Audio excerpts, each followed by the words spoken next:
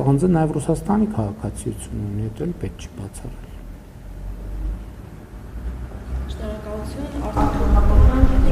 Պարոն վարչապետ, դուք համաժողովի ժամանակ արձագանքել եք Ալիևի հայտարարություններին, որտեղ նա հղում էր կատարում ցարական ժամանակաշրջանի քարտեզներին եւ հայկական բնակավայրերը ադրբեջանական անվանումներով էր ասում։ Նաև Ալիևը այդ հայտարարություններում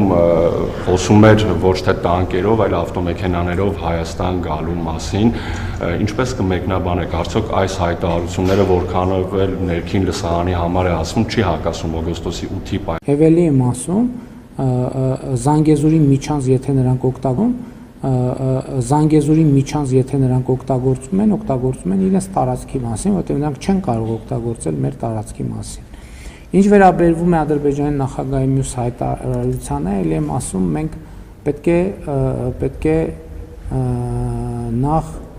ամբողջության մեջ գնահատենք այդ հայտարարությունը,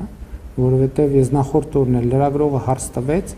շատ կարևոր է, որ ճշգրիտ լինի, ճշգրիտ արձանագրենք ինչա տեղի ունեցել, հետո նոր գնահատենք։ Իսկ որն է ճշգրիտ արձանագրումը, որովհետև մեր մամուլում ես էլ եմ ասում, այդ ընդհանրապես իմ գործառույթը չի, ես սրա մասին պետքա չխոսեմ էլ, սրա մասին պետքա խոսեն լրատվամիջոցները, ովքեր տեղեկատվությունը պետքա ճշգրիտ փոխանցեն, որ հարցը ճշգրիտ ձևակերպի, որ պատասխաններ լինի ըստ էության եւ ոչ թե ուրիշ բանի մասին։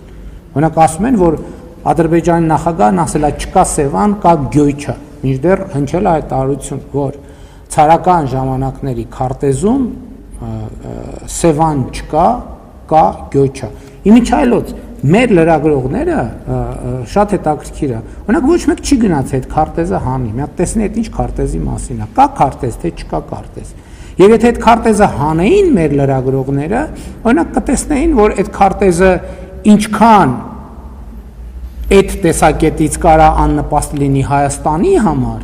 երկու այնքան կարա աննպաստ լինի ցանկության դեպքում Ադրբեջանի համար։ Որտեղ օրինակ կարա պարզվի այդ քարտեզի վրա Հայաստան կա, վայ ներողություն, իսկ Ադրբեջան չկա։ Իսկ դա ոնց մեկնաբանենք։ Ես դրա համար եմ ասում, այդ անօգուտ գործողությունը, ել չեմ ասում, եթե ցարական քարտեզներով գնանք եւ ինչու՞ միայն ցարական, դրանից առաջ սուլթանական, դրանից առաջ շահական, դրանից առաջ խանական, դրանից առաջ խալիֆայական, այդ քարտեզներում ոչ Հայաստան կա, այսինքն Հայաստան կա, ոչ Հայաստանի Հանրապետություն կա, ոչ էլ Ադրբեջանի Հանրապետություն։ Այդ հղվող քարտեզին ասում եմ շատ պարզ գրած է Հայաստան, Հայաստանի տեղում այսօրվա, Ադրբեջանի տեղում Ադրբեջան գրած չի։ Եվ ինչի համար։ Շատ լավ, բայց ես համարում եմ, որ դա անիմաստ թեմա է եւ անիմաստ քննարկումները առավել եւս 2025 թվականի օգոստոսի 8-ից հետո։ Էլ չեմ ասում այդ քարտեզները հրապարակված են։ Այդ քարտեզները հրապարակված են, այն որ դուք այն նյութերը ուղարկեք ինձ, ես էլ այդ քարտեզ կուղարկեմ ձեզ, չնայած 5 րոպե փնտրելով կարող եք այդ քարտեզ գտնել։ Այսինքն որ այդ քարտեզի վրա Հայաստան գրած, Ադրբեջան գրած չի, ինչ է նշանակում դա։ Դա ինչ քաղաքական հետևության է բերում։ Բայց եմ ասում, խալիֆայության շրջանում եղել է խալիֆայությունը։ Պարսկական տիրապետության ժամանակ եղել է Պարսկաստան, Օսմանական տիրապետության ժամանակ եղել է Օսմանյան կայսրություն, բայց իմ ելույթում ասում էի, պարզ օրինակ էի բերում, որ չբարդացնեն։ Կամ այն ժամանակաշրջանը, որ Վանաձորի անունը եղել է Կիրովական, իսկ բանի Գանջայի անունը եղել է Կիրովաբադ, ինչ է դա նշանակում։ Եղել է, չէ՞։ Ինչ է դա նշանակում։ Դրանից հետևությունը ինչ է։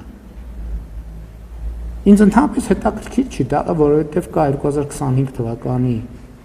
օգոստոսի 8-ին ստորագրված եւ նախաստորագրված փաստաթղթերը եւ կա 2024 թվականի սեպտեմբերի երկու երկրների սահմանազատման հանձնաժողովների կանոնակարգը։ Այսինքն հիմա անկնել պատմական բանավեճերի ես էսա գրած եւ այդ բոլոր անունները ով ասել որ այդ անուններն ադրբեջանական են։ Այդ անունները թուրքական են, պարսկական են, արաբական են, մոնղոլական են։ Ես դրա համար նաեւ բանի զանգ բառի օրինակը բերեցի։ Ով ասել որ դրանք ադրբեջանական են։ Թուրքական են պարսկական են, արաբական են, մոնղոլական են, տեղ-տեղ էլ կլինեն ռուսական։ Եվ ինչ, բայց ինչ է դա փոխում։ Ոչ մի բան էլ չի փոխում։ Ինչ վերաբերվում է գնալ գալուն, խաղաղությունը նրա մասին է, որ Հայաստանից մարդիկ կարող են գնալ ավտոմեքենայով, այդ թվում Բաքու, Ադրբեջանից էլ ավտոմեքենայով կարող են գալ, այդ թվում Երևան։ Իսկ եթե խոսքը ուրիշ բանի մասին է, ես ասում եմ, այդ օրակարգը վտանգավոր է խաղաղության համար։ Ուրեմն ես իմ ելույթում խոսեցի ընդհանուր Մանթաշյանի ժառանգության մասին, բայց եթե խորհրդային միությունը անօրինական է վերցրել այդ գույքերը, Մանթաշյանի գույքերն էլ ուրեմն հայկական ժառանգությունն էլ անօրինական վերցրել, բայց ես համարում եմ, որ այդտեղ մտնել ընդհանրապես իմաստ չունի։ Եվ իմ առաջարկն է, եւ ըմբռնումն է, եւ մեր պայմանավորվածությունն է, եւ 2025 թվականի օգոստոսի 8-ի ստորագրված եւ նախաստորագրված փաստաթղթերից հետեւում է, որ մենք պետքա դադարեցնենք այդ մոտեցումը։ Այդքան